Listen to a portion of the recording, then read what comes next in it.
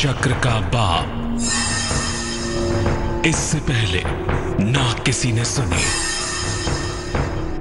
ना किसी ने देखी इतनी सटीक भविष्यवाणी। चाल चक्र। नमस्कार, बहुत स्वागत है आपका। आप देख रहे हैं चाल चक्र और मैं हूं आपके साथ शैलेंद्र पांडे। जीवन की हर समस्या के लिए ग्रह जिम्मेदार नहीं होते। कोई भी मुश्किल हो गई शनि खराब है, कोई भी मुश्किल हो गई राहु खराब है।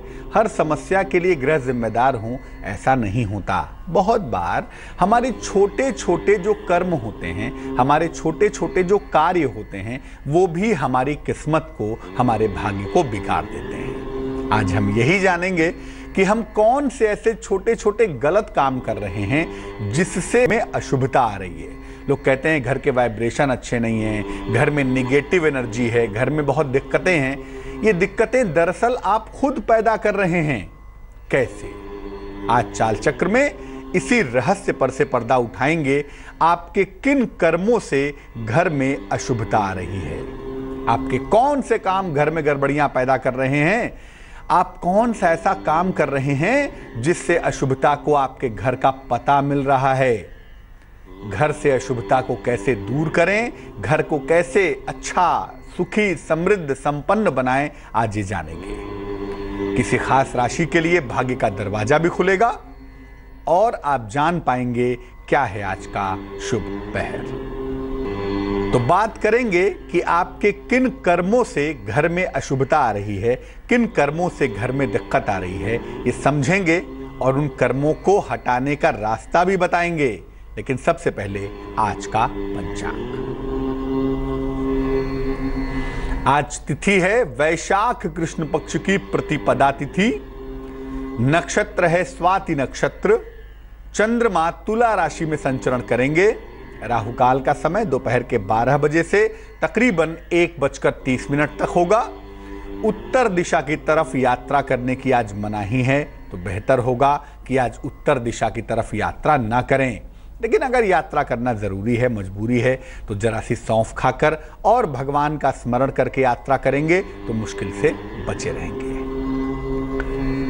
आपके घर में आपके किए हुए कार्यों से अशुभता कैसे आ जाती है? देखो, घर की एक तरंग होती है ना, घर का एक वाइब्रेशन होता है और हमारे कर्मों से जो हम एक्शन करते हैं उससे भी एक तरंग पैदा होती है। जब इन तरंगों में समानांतर स्थितियां नहीं होती, जब इन तरंगों में तालमेल नहीं होता, तो क्या होता है, जो तरंग ज्यादा गड़बड़ होती है वो ऊपर पहुंच जाती है और आप कहते हैं कि घर में निगेटिविटी आ गई है।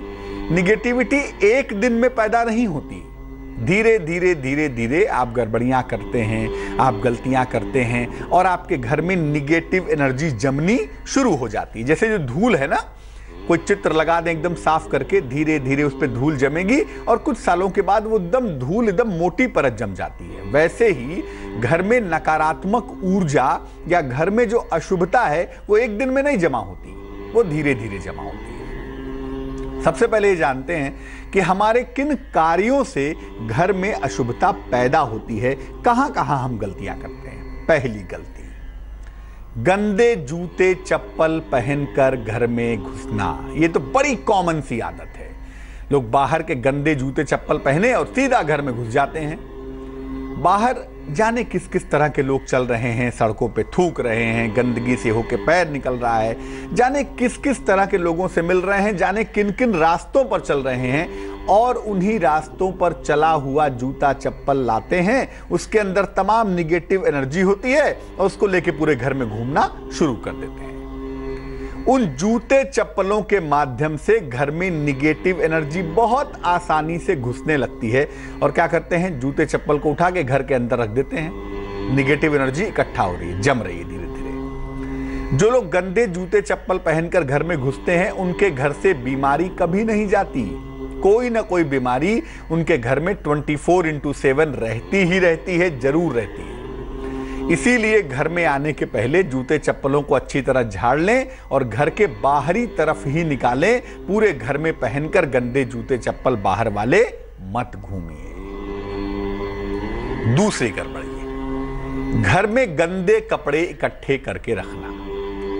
शर्ट गंदी है, 2 दिन से गंदी है, कमरे में खूंटी में बाथरूम के पीछे टांग दिया, कमरे के पीछे टांग दिया, पड़ी हुई है गंदी शर्ट, 2-4 दिन 10 दिन पड़ी हुई है। जब आप कोई कपड़ा पहनते हैं, शरीर से पसीना निकलता है, तमाम लोगों से मुलाकात करते हैं, तमाम मन की स्थितियां होती हैं अच्छी और बुरी, वो उन कपड़ों में इकट्ठा होती जाती है। और वही गंदे कपड़े जब आप लटका देते हैं, उसको धोते नहीं हैं, तो उसके तरंगे धीरे धीरे धीरे धीरे पूरे घर में फैलनी शुरू हो जाती है। तो घर में गंदे कपड़े इकट्ठे करके मत रखिए।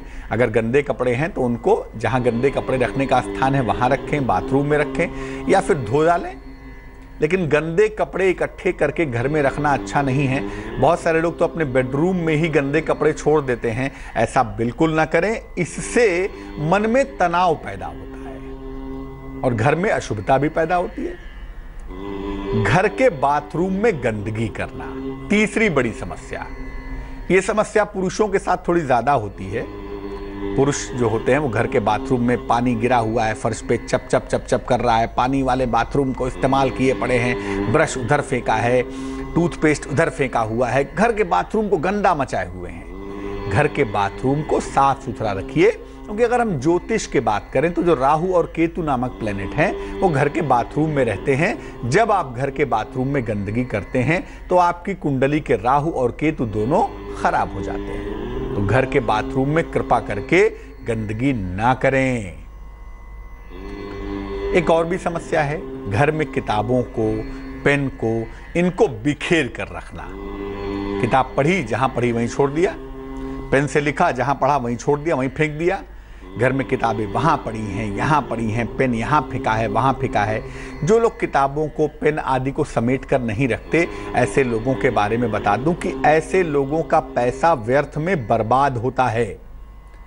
ऐसे लोगों के खर्चे बेपनाह बढ़ते हैं, ऐसे लोगों का पैसा व्यर्थ में बर्बाद होता है और ऐसे लोगों का करियर कभी भी स्टेबल नहीं रहता। ऐसे लोगों का करियर कभी भी स्थिर नहीं रहता। छोटा बच्चा अगर ऐसा करे तो बात समझ में आती है, लेकिन एक पढ़ा लिखा बुद्धिमान आदमी किताब, कापी, पेन को फेंक कर रखता है, उसके रोजगार में कभी भी स्थिरता नहीं आएगी। एक और समस्या, घर में बेडरूम तो बड़ा अच्छा बना लिया है, लेकिन घर में पूजा का स्थान ही नहीं है। दीवार पे भगवान का चित्र लटका दिया है। वैसे उनको आपके जगह की जरूरत नहीं है, उनकी तो सारी सृष्टि ही है। लेकिन बहुत सारे घरों में देखा है मैंने कि अपने लिए तो बढ़िया बेडरूम बना हुआ है, 10 बाई 10 का, 10 बाई 20 का, लेकिन घर में पूजा का स्थान ही नहीं है। और अगर घर में पूजा का स्थान है तो वहां धूल जमी पड़ी है, कोई पूजा वूजा करने जाता ही नहीं है, पूजा स्थान का ध्यान ही नहीं रखते, घर में पूजा करते ही नहीं। एक वेला अगरबत्ती धूप बत्ती तो छोड़िए, हाथ जोड़ने भी नहीं जाते।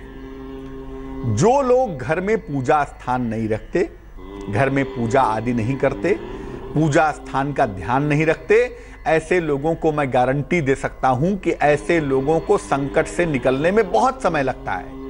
देखिए, मानव का जीवन है, संकट में हर व्यक्ति आएगा। आज आप हैं, कल मैं हूंगा। हर व्यक्ति के जीवन में संकट आएगा, लेकिन संकट से निकलने में जो स्पिरिट चाहिए, जो स्ट्रेंथ चाहिए, जो कॉन्फिडेंस चाहिए ना, वो कॉन्फिडेंस ईश्वर की कृपा से आता है। और उस कृपा को अनुभव करने के लिए ही तो हम पूजा करते हैं। इसीलिए घर में एक पूजा का स्थान जरूर बनाएं, पूजा जरूर करें और उस स्थान को साफ सुथरा रखें, वहां पे गंदगी कृपा करके ना फैलाएं। घर का माहौल पवित्र ना रखना, यह भी एक समस्या है।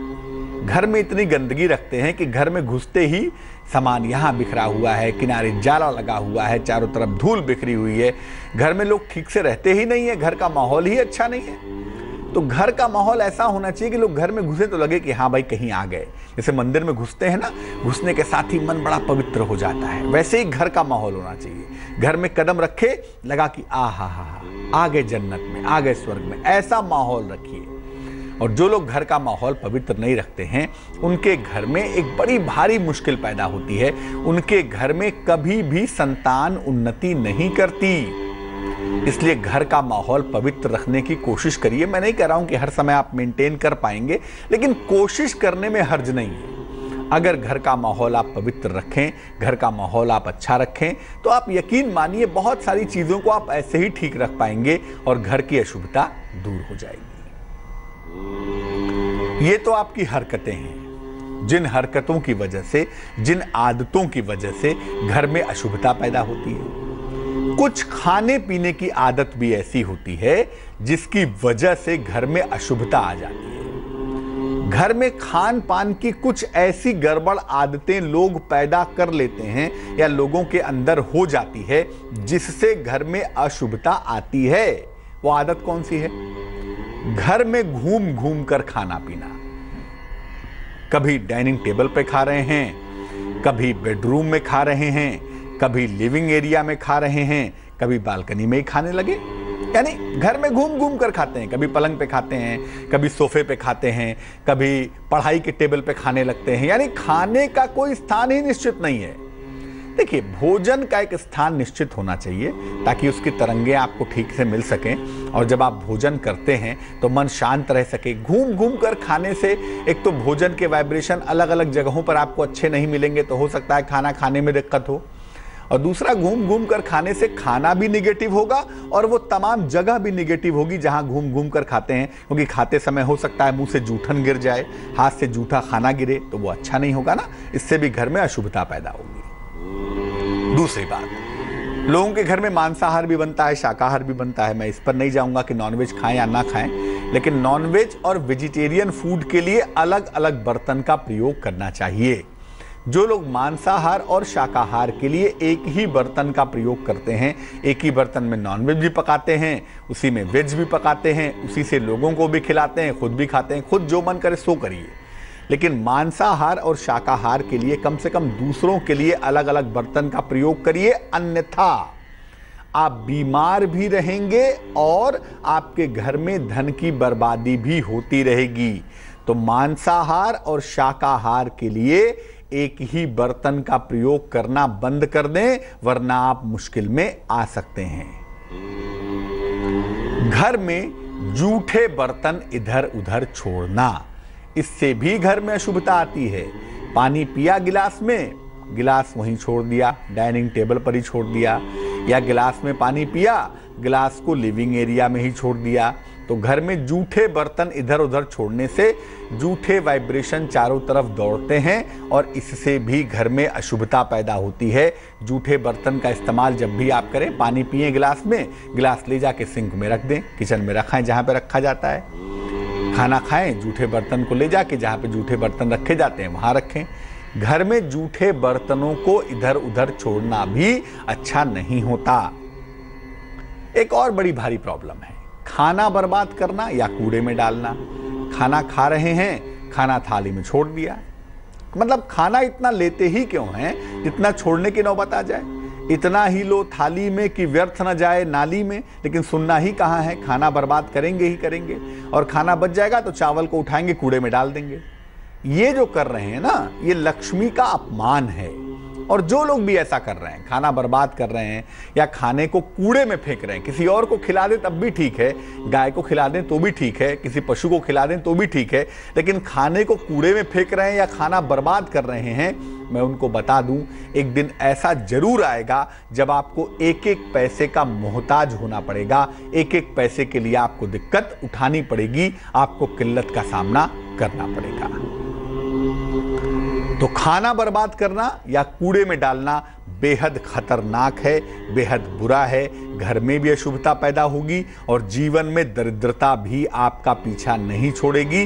तैयार हो जाइए, इसलिए ये आदत भी छोड़ दें तो बहुत अच्छा है।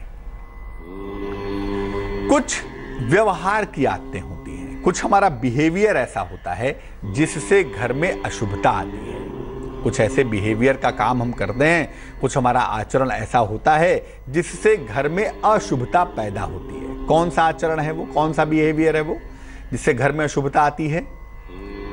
घर में चीखना चिल्लाना। चलिए, मान लिया आप टेंशन में हैं, मान लिया आप तनाव में हैं, लेकिन अगर घर में चीख रहे हैं, चिल्ला रहे हैं, पैर पटक रहे हैं, मैं छत पर से कूद जाऊंगा, मैं यह कर दूंगा, मैं फांसी लगा लूंगा, मैं आत्महत्या कर लूंगा, मैं यह कर लूंगी, मैं वह कर लूंगी, सामान फेंक रहे हैं, चिल्ला रहे हैं, अगर आप ऐसा कर रहे हैं, आज नहीं तो कल आपके घर में अशुभता तो पैदा हो ही रही है, आप भी किसी गंभीर बीमारी का शिकार होने वाले हैं। तैयार हो जाइए।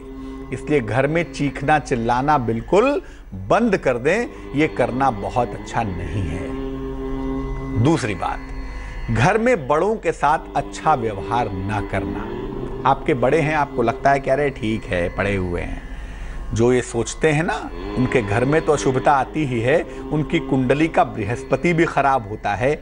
इसलिए अपने घर में बड़ों के साथ जहां तक संभव हो अच्छा व्यवहार करिए। घर की महिलाओं के साथ अच्छे संबंध नहीं रखते, शुक्र निश्चित खराब होगा और घर में धन की किल्लत हमेशा बनी रहेगी। इसलिए घर की महिलाओं के साथ जहां तक संभव हो संबंध अच्छे रखिए। घर के बच्चों को जो लोग मारते पीटते हैं, ऐसे लोगों को अपने करियर में, अपने ऑफिस में हमेशा मुश्किलों का सामना करना पड़ता है, जीवन में स्टेबिलिटी नहीं आती, इसलिए ये काम भी बंद कर दीजिए। अब कौन से ऐसे काम हम रेगुलर करें जिससे हमारे घर में शुभता आए, जिससे हमारे घर में प्रॉस्पेरिटी आए, संपन्नता आए, शुभता आए? क्या करें ऐसा? घर में दोनों समय, सुबह 2 मिनट, शाम को 2 मिनट, 2-2 मिनट ही सही, पूजा उपासना जरूर करिए। 2-2 मिनट का समय निकालिए सुबह शाम, लेकिन पूजा पाठ जरूर करिए।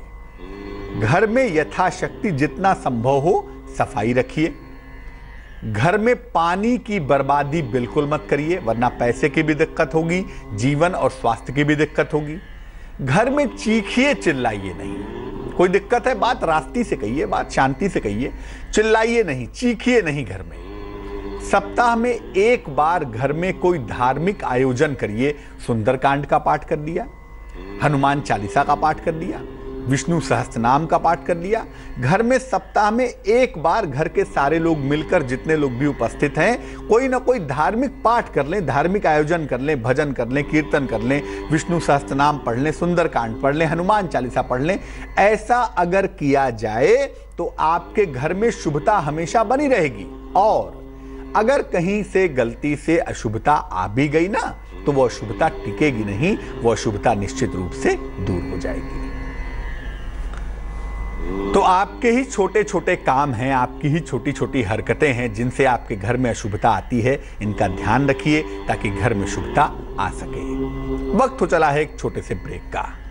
ब्रेक के बाद आएंगे तो आपके राशियों का हाल जानेंगे, खोलेंगे भाग्य का दरवाजा और बताएंगे शुभ पहर। होगा वाहन खरीदने के योग भी लगातार बने हुए हैं। शुभ रंग जिसका प्रयोग करेंगे वो होगा नारंगी और भाग्य होगा 67%।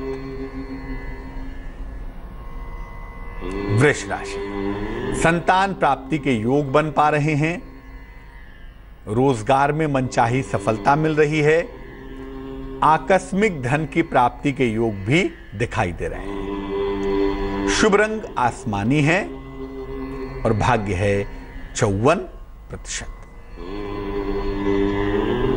मिथुन राशि, नौकरी में सुधार भी दिख रहा है और परिवर्तन भी दिख रहा है, लेकिन अपनी वाणी पर नियंत्रण बनाए रखें। शुभ रंग धानी है और भाग्य है 88%। कर्क राशि, किसी अतिथि का आगमन होता हुआ दिख रहा है। काम के नए अवसर मिलेंगे, ये संभावना भी दिख रही है। संतान प्राप्ति के योग भी लगातार बने हुए हैं। शुभ रंग क्रीम है और भाग्य है 89%। सिंह राशि, सेहत में सुधार होता दिख रहा है। आर्थिक पक्ष आपका काफी मजबूत होगा। पारिवारिक समस्याएं अगर हैं तो उनमें सुधार होता हुआ भी दिखाई देगा। शुभ रंग नारंगी है और भाग्य है 90%।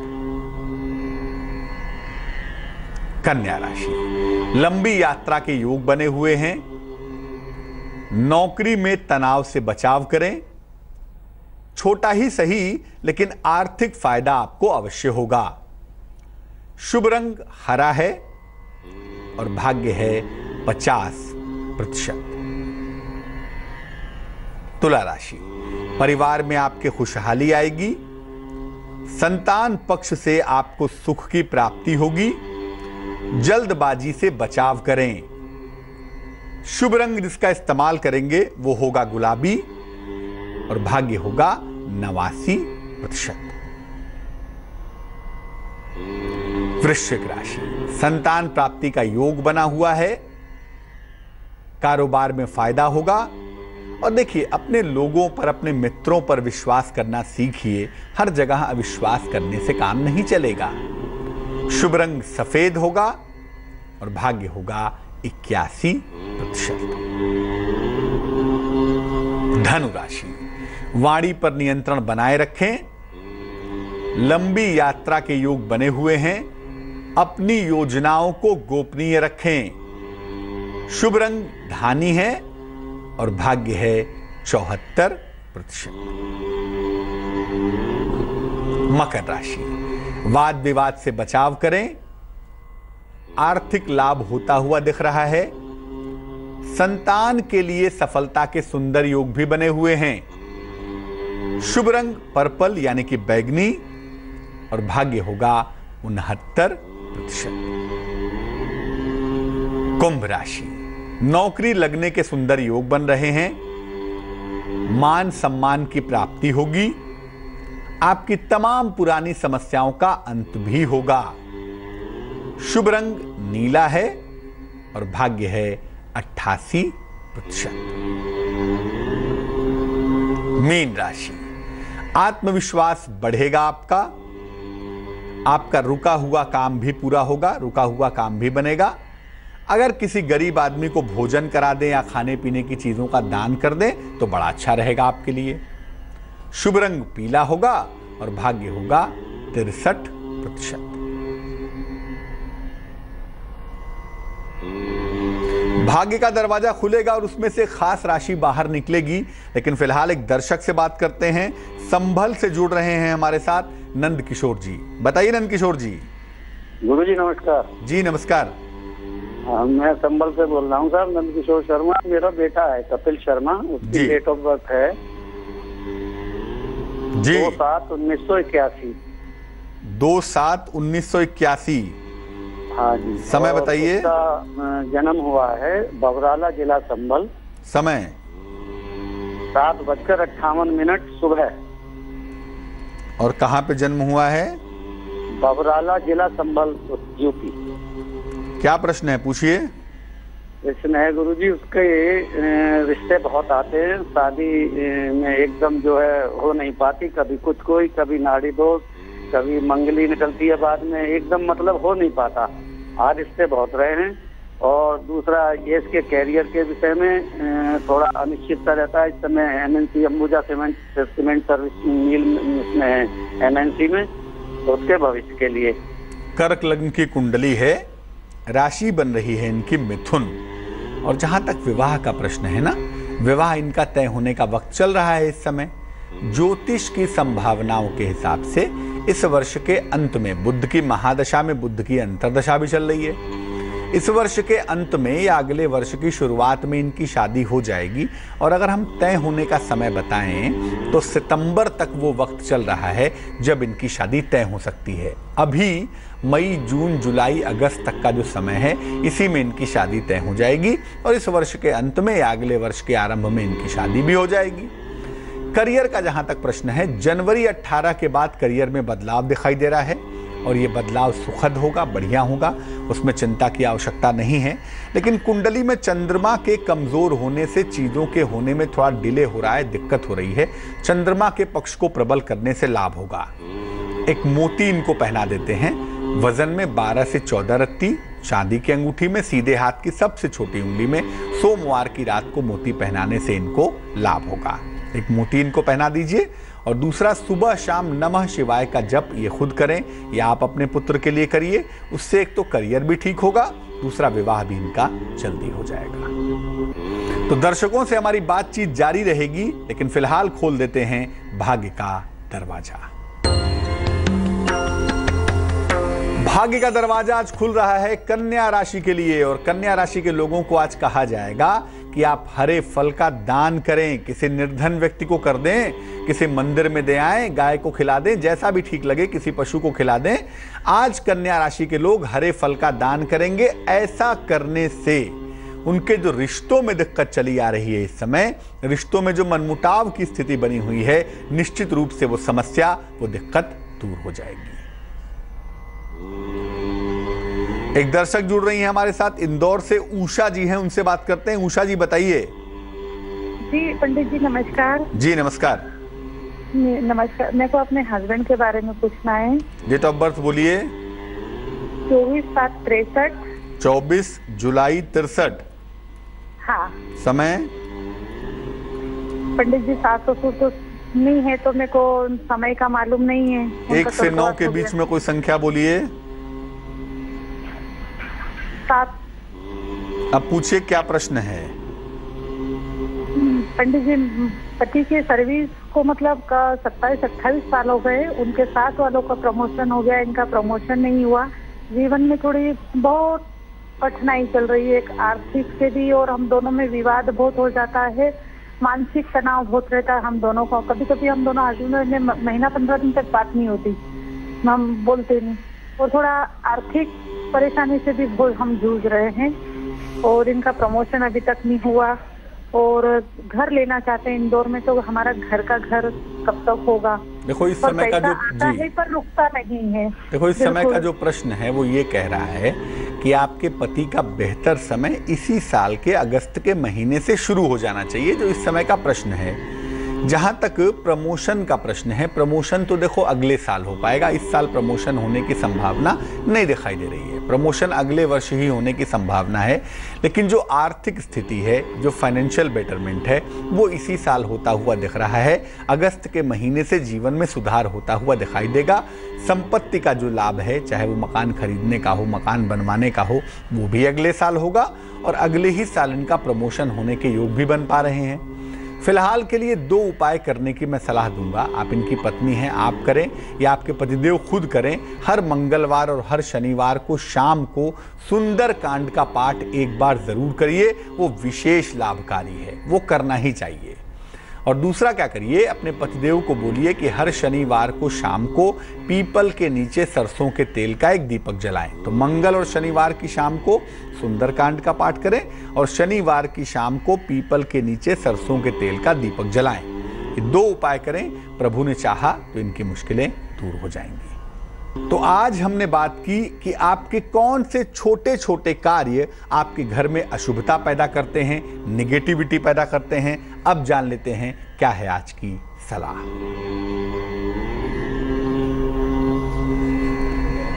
आज का शुभ पहर है रात को 8:30 से तकरीबन 10 बजे तक। क्या करेंगे इस समय में? भगवान कृष्ण को 2 पत्ते तुलसी के अर्पित करें। 2 पत्ते तुलसी दल भगवान को अर्पित करना बड़ा अच्छा रहेगा। ऐसा करने से संतान संबंधी अगर कोई मुश्किल है, संतान की प्राप्ति नहीं हो पा रही है, या अगर संतान हो गई है उसका डेवलपमेंट नहीं हो पा रहा है, तो ये संतान संबंधी तमाम समस्याएं दूर होंगी। लेकिन ये करना होगा शुभ पहर में ही, और शुभ पहर का समय फिर से नोट कर लें। शुभ पहर का समय होगा रात को 8:30 से तकरीबन 10 बजे तक। तो आज के लिए चाल चक्र में बस इतना ही। मुझे दीजिए इजाजत। अपना बहुत ख्याल रखिए, स्वस्थ रहिए, प्रसन्न रहिए, और आगे देखिए रिश्तों की कहानी संजय सिन्हा के साथ। नमस्कार।